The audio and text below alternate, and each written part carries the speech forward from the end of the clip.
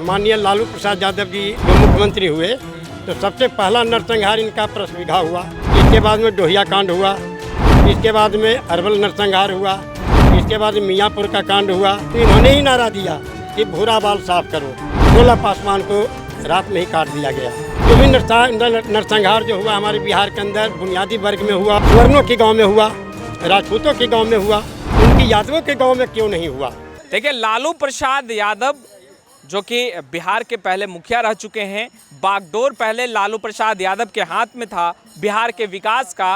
अब बिहार के मुखिया मुख्यमंत्री नीतीश कुमार हैं जो लगातार ये कहते दिखाई देते हैं कि बिहार का विकास ही प्रथम नारा है उनका और बिहार का विकास वो लगातार कर रहे हैं। देखिए, हमारे साथ एक बुजुर्ग हैं और इनसे हम बातचीत करेंगे। सबसे पहले चीज़ा बताइए, कहाँ से आए हैं, आपका नाम क्या है? हमारा नाम सत्येंद्र शर्मा है, जहानाबाद मखदुमपुर से आया हूँ।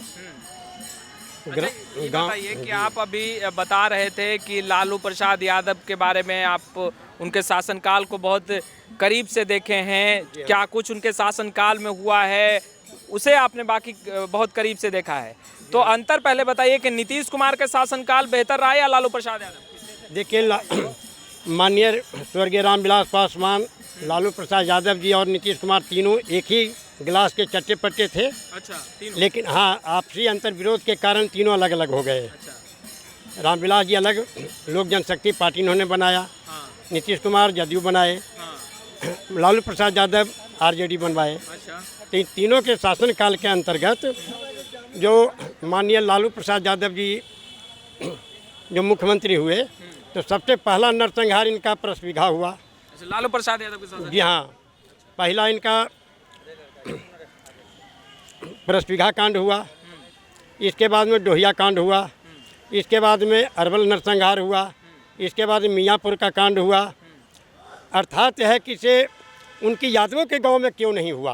अच्छा। जो भी नरसंहार जो हुआ हमारे बिहार के अंदर बुनियादी वर्ग में हुआ और स्वर्णों के गांव में हुआ, राजपूतों के गांव में हुआ, ब्राह्मणों के गांव में हुआ। लेकिन कहीं भी बता दें, इतिहास बता दें कि इस गांव में 150 आदमी की कत्लेआम हुआ है। मतलब आप कह रहे हैं कि यादव समाज की जितने भी गांव या फिर कस्बे रहे हैं वहां पर कोई भी नरसंहार या कोई भी आपराधिक घटनाएं जो बड़ी हैं वो नहीं घटी? बड़ी घटना नहीं घटी है। एक दो घटना, 4 घटना जैसे घट गई है।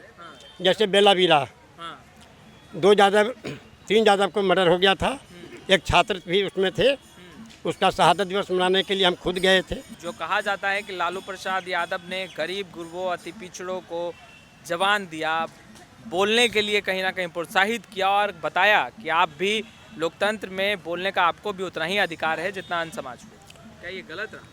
ये संविधान तो बहुत पहले बन चुका था। लोकतंत्र के लिए सुनिए, लोकतंत्र के लिए तो बहुत पहले से इसका संविधान भीमराव अम्बेडकर ही बना करके गए थे। जो अति पिछड़ा वर्ग थे उन्हें प्रोत्साहित तो लालू प्रसाद यादव ने किया। इसका कांग्रेस वाले ने दबा करके रखे। अच्छा। कांग्रेस वाले के ही कार्यकलाप में हमारे बिहार में आंदोलन हुई। आंदोलन में माननीय लालू प्रसाद जी आवाज़ उठाई कि बुनियादी वर्ग जागो, गरीबों जागो। और इसके बाद में इन्होंने ही नारा दिया कि भूरा बाल साफ करो। एक तरफ से आप कह रहे हैं कि जागो, एक तरफ से उसमें क्या भूमिहारों में गरीब नहीं है, जादवों में गरीब नहीं है। लालू प्रसाद यादव ने ये शब्द का उच्चारण किया है? जी हाँ, आपने सुना है? वो तो कहते हैं कि हमने कभी ऐसा नहीं कहा। हमने तो मीडिया के माध्यम से सुना है, पेपर में। अभी हमारे पास पेपर है, अगर आपको चाहिए तो हम आपको कल हम व्हाट्सअप कर सकते हैं। वो तो कहते हैं कि तोड़ ममोड़ के ऐसा विपक्षी दलों ने पेश किया, वो कभी ऐसा नहीं कहे और कभी वैसा चाहते भी नहीं। ठीक है साहब, जब उस समय विपक्षी दलों ने जब किया तो उस समय FIR क्यों नहीं किए? अच्छा। कि आप मीडिया वाले को कहते कि हाँ भाई कहाँ से आया, किस पार्टी ने किया, उस पार्टी को दर्शाना चाहिए ना, किस पार्टी ने इसके बारे में आंदोलन किया। आपकी सरकार है।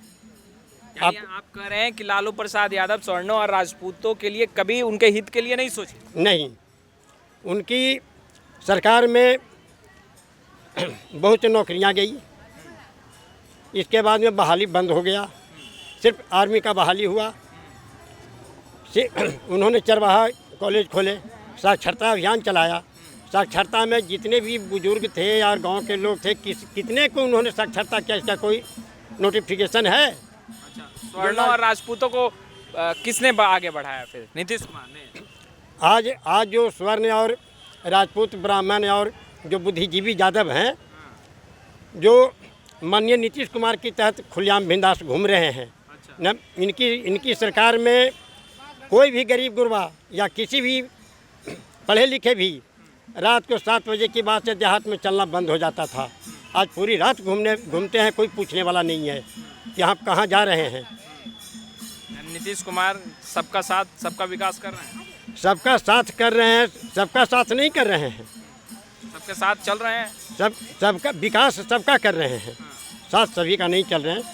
इनकी सरकार में थोड़ा पुलिस धांधली विशेष है।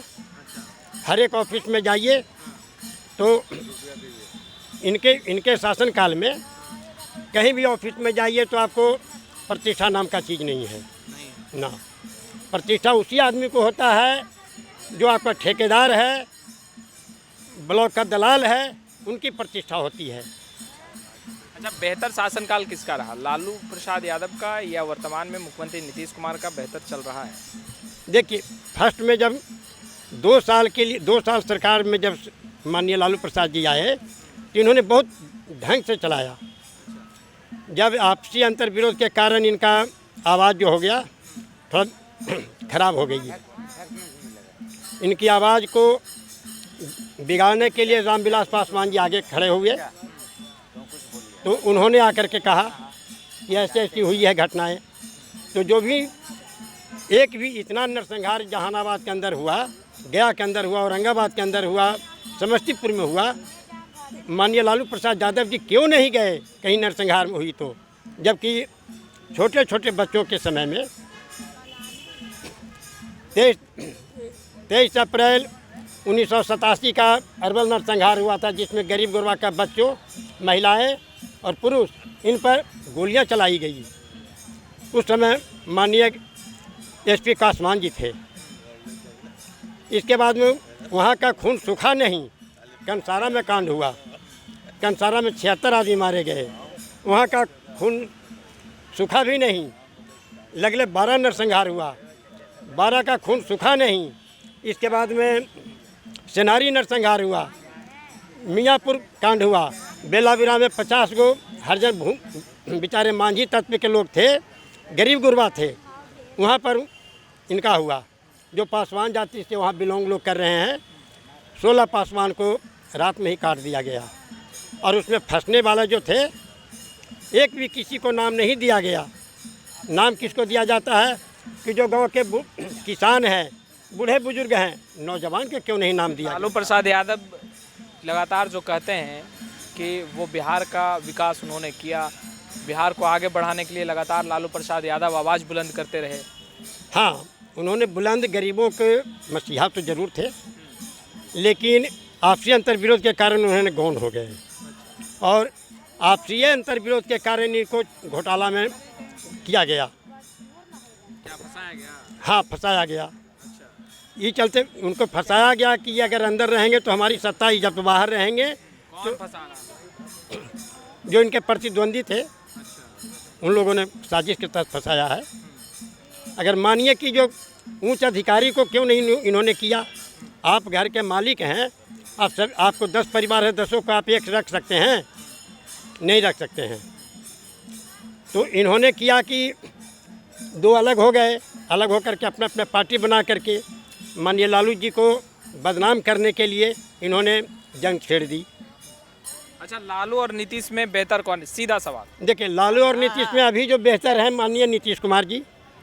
जी हाँ, इसलिए इतना ही के लिए है कि हम लोग के नौकरी नहीं मिली है, बहाली बंद है, थोड़ा बहुत बहाली हो रहा है।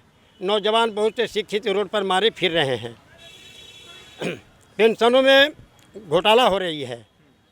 कोई भी काम है कि जो आपको 100% का काम है, आपको 60% चला जाता है कमीशन में। इनका लेखा जोखा करने वाले जो हैं तो सही नहीं है। चलिए, मुख्यमंत्री नीतीश कुमार और लालू प्रसाद यादव के शासनकाल को लेकर हम बातचीत कर रहे थे। बाखूबी आपने सुना है। लाइव सिटीज़ के साथ बने रहें। कैमरा पर्सन गुड्डू के साथ मैं वसीम, लाइव सिटीज़ पटना।